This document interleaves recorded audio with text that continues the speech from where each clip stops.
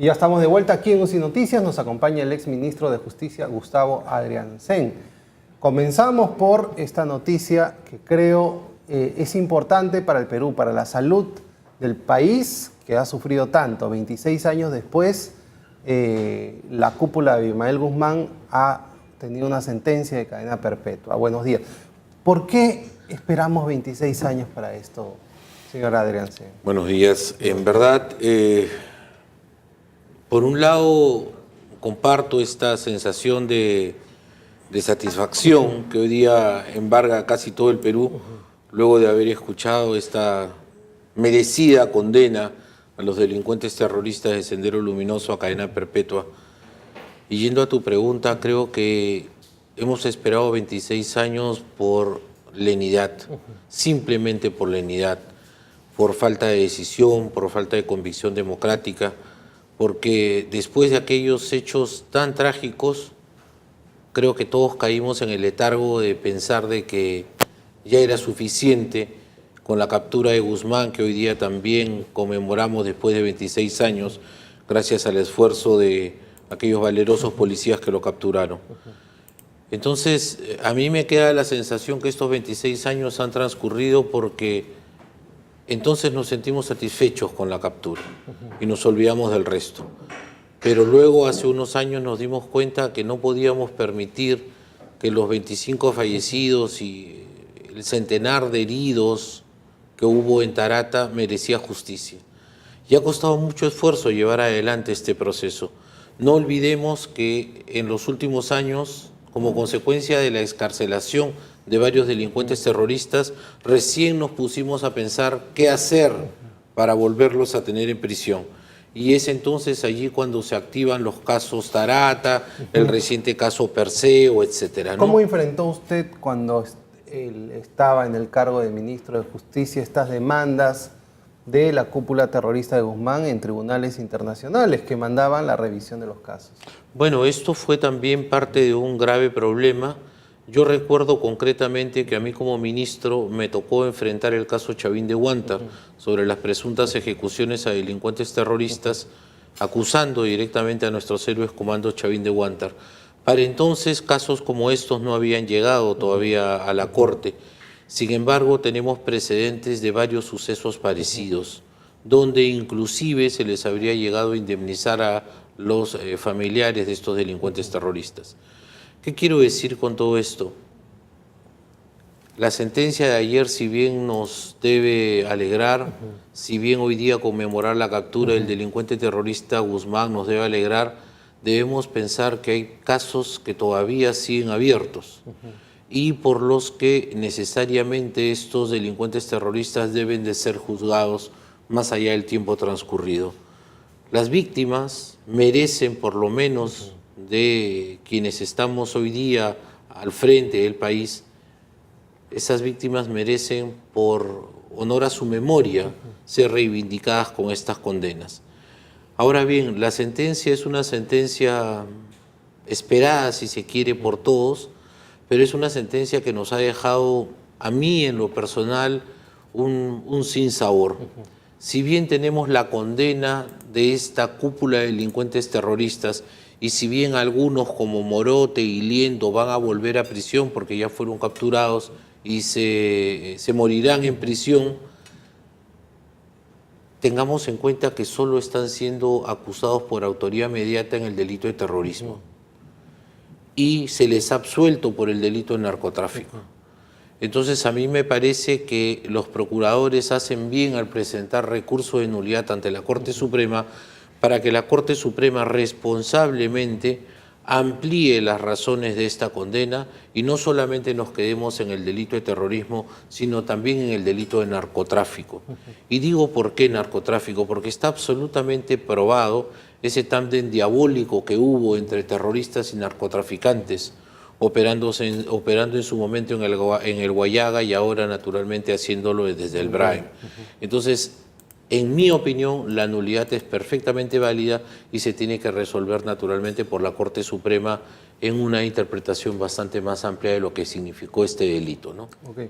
Señor Adriancén, también el día de ayer salió el informe del caso Madre Mía, un informe contundente que va a ir al Pleno del Congreso para ser debatido, en el cual indican que el expresidente Humala era el capitán Carlos, se violaron los derechos humanos y además que habla del crimen de Estado también que se daba por parte de las Fuerzas Armadas o algunos miembros de las Fuerzas Armadas en estos momentos de lucha contra el narcoterrorismo. ¿Cuál es su opinión sobre ello? Yo creo que esto hay que dividirlo en dos aspectos. En un aspecto de carácter político y un aspecto de carácter judicial. Ok, lo de ayer ha sido netamente político. Entonces, si yo me quería referir a eso y hago hincapié en que yo no soy abogado del presidente Humala, ni conozco el expediente, entonces mal podría yo referirme a aquella causa. Sin embargo, de lo visto ayer por esta comisión, a mí me llama sorprendentemente la atención los tiempos, ¿no? En tiempos en los que el Congreso es duramente criticado, en tiempos en los que la fuerza número 1 es sumamente criticada, sacar este tipo de informes, básicamente de la chistera, porque ya cuántos meses tiene esto, es un intento, diría yo, desesperado por tratar de desviar la atención ciudadana por otros aspectos. No recordemos que hoy día también se va a llevar a cabo la marcha en contra de los cuellos blancos, los corruptos y todos sus allegados, donde están seriamente comprometidos políticos de quienes hoy día están dirigiendo el Congreso. Por otro lado, quiero también ser enfático en decir lo siguiente: en el Congreso se hacen juicios de carácter político. Esta comisión, yo en lo personal te diré, no soy un adepto a este tipo de comisiones. Comisiones investigadoras. En primer lugar, porque se gasta muchísimo dinero. En segundo lugar, porque se expone al Congreso a un descrédito mayor al que ya tiene. Y en tercer lugar, y en esto quiero ser absolutamente enfático, los informes de las comisiones investigadoras del Congreso realmente no sirven para nada. Ahora, cuando se inicia el proceso judicial. El rol del Congreso es el control político. Sí, ¿Dónde está el control político? O sea, yo puedo ver el tema del gobierno del presidente Humala, pero en sí su rol como miembro de las Fuerzas Armadas, ¿lo debería hacer el Congreso o lo debió hacer? No quitemos el rol de control político que tiene el Parlamento. ¿Lo debió hacer el Congreso o se debió quedar en manos del Poder Judicial? En mi opinión, este tipo de casos deben llegar a la justicia ordinaria de manera inmediata. Y si hubiese algún tipo de infracción constitucional que amerite una acusación constitucional, pues entonces sí sería el Congreso el espacio. Pero si estás investigando delitos comunes, me parece que debería ser la Fiscalía y el Poder Judicial los únicos espacios donde aquello se discuta. Y a mí me parece que en un escenario como ese, lo único que se debe asegurar es un debido proceso, derecho a la defensa y transparencia, no más. Y tanto para Humala como para todos aquellos que puedan resultar investigados en procesos que puedan haber sido generados por irregularidades o cosas así, ¿verdad? Usted en sus últimos tweets ha manifestado un apoyo a las propuestas del presidente Martín Vizcarra. Absolutamente. Y un rechazo y un pedido al fiscal de la Nación, Pedro Chávarri, para que dé un paso al costado, ¿no? Lo cual hace que hay dos bandos en este momento. El bando del fujimorismo con el APRA, el cual están sosteniendo a Gonzalo Chávarri, y el 90% de la población que le está pidiendo al fiscal de la Nación que dé un paso al costado porque no tiene la legitimidad o no nos da la seguridad jurídica. ¿Por qué es importante para usted que el fiscal de la Nación dé un paso al costado? Mira, cuando Gonzalo Chávarri fue electo, yo fui de los primeros que dejamos de lado aquello de si el presidente estuvo presente en la juramentación o no estuvo presente. La verdad, a mí me pareció un tema absolutamente intrascendente. La Junta de Fiscales lo había elegido y era suficiente. Sin embargo, los hechos posteriores, las informaciones posteriores, las comunicaciones con estos cuellos blancos, me generaron una duda en lo personal muy grande respecto de la necesidad de conservar a Chávarri como fiscal de la Nación. Por otro lado, siempre me incliné por la posición aquella de Gonzalo, despréndete de la Fiscalía, sométete a las investigaciones internas a que hubiera lugar, limpia tu nombre y preséntate o accede a la Fiscalía con un rostro nuevo y sin dudas. Ahora, yo sí creo de que se ha politizado en absoluto la permanencia de Gonzalo Chávarri. Por un lado, la fuerza número 1 y su furgón de cola del APRA, sosteniéndolo prácticamente con babas, y por otro lado, más del 90% de la población, sociedad civil organizada, instituciones, etcétera, pidiendo que Chávarri se vaya. Hasta allí tú podrías decir, este es un tema político. Pero cuando hace unos días la Junta de Fiscales Superiores no lo respaldó, hoy día se está esperando el pronunciamiento de los fiscales provinciales, que son los de primera instancia, que yo creo que va a ser en el mismo sentido. Esto ya nos hace pensar que el tema político, APRA, Fuerza número 1 y el resto de bancadas, ya queda de lado, porque quien no te quiere ya es tu casa. O sea, ya el problema de Chávarri no es un tema si se pelean los de oposición con los del gobierno, no. El problema de Chávarri ahora es que tiene la casa en contra. Los fiscales superiores, y ahora seguro en unas horas los fiscales provinciales le van a decir, señor Chávarri, dé usted un paso al costado. En esas condiciones, la legitimidad de Gonzalo Chávarri está absolutamente quebrantada. Yo creo que lo que él debería hacer, si cabe aún anunciarlo, es preparar una sucesión lo más prudente posible, con el único ánimo de resguardar la poca integridad que le puede quedar al Ministerio Público ahora. Vemos que se está fragmentando. Ayer han salido unos comunicados de 4 fiscales de Ancash, que en realidad tú te das cuenta qué representatividad tienen estos señores cuando más de 30 o 35 son los fiscales de la región Ancash, que 4 salgan a hacer un pronunciamiento. Mañana vas a tener pronunciamientos de igual naturaleza en distintos lugares del país. Chávarri tiene que darse cuenta que está desmoronando el Ministerio Público. Pero también lo hace por sostenerse él, porque si no se le viene la noche, ¿no? Pero yo lo que creo es que, mira, si él se sabe tan inocente como lo dice, no tiene por qué estar utilizando el cargo de fiscal de la nación para probar esa inocencia. Chávarri es un fiscal con muchísimos años de experiencia, que no le va a costar mayor trabajo probar su inocencia ante una investigación fiscal o ante los tribunales de justicia. Entonces debería dar ese gesto de profesionalismo, de amor y de entrega a su institución, apartándose y permitiendo luego que quien lo suceda, que bueno, también ahí tenemos un problema de quién sucede a quién. Y hay bandos, ¿verdad? Pues, ¿no? Hay bandos, pero está absolutamente demostrado que por un lado están Gálvez y Víctor Raúl, y por el otro lado está Sánchez con la señora fiscal, con Zoraida. Entonces, mira, este Ministerio Público ya no lo tolera a nadie. Y por eso es que esta voz de que se vayan todos empieza a tener tanto sentido, ¿no? Porque tú donde volteas ves el pus y eso ya no se puede tolerar. Usted respalda este pronunciamiento,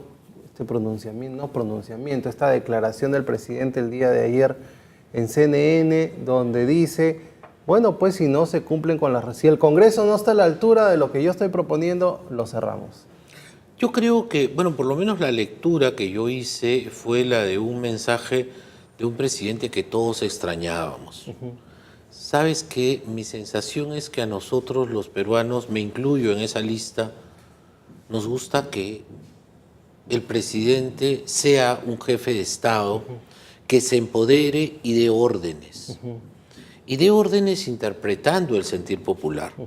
En este caso concreto, yo le doy toda la razón a Vizcarra y lo invoco a que continúe por esta senda, porque ya hemos visto que solo cuando hay presión el Congreso reacciona. Acuérdate que cuando Vizcarra propone la destitución de los magistrados del CNM, empezaron a mecerlo. Esta semana no se puede, la próxima semana, la siguiente tenemos representación, y siempre había un pero. Cuando Vizcarra se empodera, levanta la voz y se pone fuerte, inmediatamente los destituyeron a los del Consejo Nacional de la Magistratura. Hoy día que Vizcarra lanza el referéndum, ya no alcanzan los plazos, 60 días antes, 80 días después, y ya no se puede con la boleta de octubre, se tendrá que hacer con la boleta de diciembre, mil excusas. Sin embargo, ayer lo hemos visto al señor Salaverry lanzando un mensaje diciendo: vamos a declararnos en sesión permanente. Vamos a ver el mensaje del presidente del Congreso, Daniel Salaverry. ¿Está ahí? Los peruanos están cansados de tanto enfrentamiento. Quieren ver a sus autoridades enfocadas en poder sacar adelante las reformas que requiere nuestro país. Es por ello que he decidido declarar en sesión permanente al Congreso de la República y agendar como primer tema para el pleno de este jueves el inicio del debate de la reforma del sistema de administración de justicia en lo referente a la recomposición del Consejo Nacional de la Magistratura. En el Congreso estamos trabajando. Bueno, toda acción tiene una reacción. Inmediatamente. Es que y tiene mucho sentido, porque el día de ayer, más temprano, el presidente, que ya lo venía anunciando, habla fuerte en Cajamarca y dice: si es necesario, me voy a la cuestión de confianza. Es lo que te decía cuando empezó la respuesta a esta pregunta. Cuando el presidente se pone firme, cuando el presidente se hace sentir presidente y dice: ya no acepto más jueguitos, entonces ves cómo reacciona inmediatamente. Sí se podía. Explícame, ¿cómo es posible que hace más de un mes los proyectos de reforma hayan ingresado y la señora Bartra, bien campante, recién los voy a presentar un preinforme? Dime una cosa, para revisar 4 proyectos de reforma constitucional, la Comisión de Constitución del Congreso se tiene que tardar más de un mes. O la gente de Fuerza Popular Eso es otra. Pero sin duda alguna. Es que esa es la única causa por la que nos han venido meciendo. Hay que ser muy inepto para no poder en un mes presentar informes sobre proyectos de reforma constitucional. Y si es como dicen los de la fuerza número 1, que los proyectos están mal hechos, pues entonces muy bien, los corrijo con mayor razón. Pero hemos visto que nos están meciendo. Y el presidente, creo yo, ya percibió que lo están meciendo. Y entonces se ha puesto firme ayer y, como tú bien dijiste, a cada acción una reacción, y ahora sucede que el Congreso se declare en sesión permanente. Ojalá que la sesión permanente pues permita que, si se van a reunir mañana jueves e inician la sesión permanente, pues a más tardar el sábado ya tengamos una respuesta. Para terminar, ¿usted cree que esta declaración de Daniel Salaverry, presidente del Congreso, es para ganar tiempo y ver una estrategia de vacancia, o usted le cree a Daniel Salaverry? Yo creo que Daniel Salaverry ya estaba arrinconado y no tenía otra salida. Ya ha tenido que mostrarse, como él dice, trabajando. Entonces, desde mañana jueves, sesión permanente, se discuten sesiones matutinas y vespertinas, y yo me imagino que a más tardar el día sábado ya tenemos una respuesta, ¿verdad? Eso es lo único que puede hacer en este momento la fuerza número 1 frente a la avasalladora calle que está protestando precisamente por esto, ¿no? Yo siempre dije que el presidente había sido tímido con sus propuestas. Según ha trascendido, solamente quieren discutir Consejo Nacional de la Magistratura, dejando de lado las otras reformas propuestas por el presidente, donde se encuentra bicameralidad y no reelección. Yo creo que eso sería un gravísimo error de la fuerza mayoritaria, porque ahí sí la calle va a salir a protestar, ¿no? Exigimos como ciudadanos bicameralidad, exigimos como ciudadanos no reelección y exigimos como ciudadanos que dejen de engañarnos. Y por eso la calle sale a marchar hoy día y tengo entendido el día 26 también. Ok, listo. Muchas gracias, señora muchas gracias por acompañarnos. Estaba con nosotros Gustavo Adriancén, ex ministro de Justicia, para hablarnos sobre el caso Madre Mía, el caso de la salida o no del fiscal Chávarri y este enfrentamiento ejecutivo-legislativo. Vamos a un corte y regresamos con más en UCI Noticias.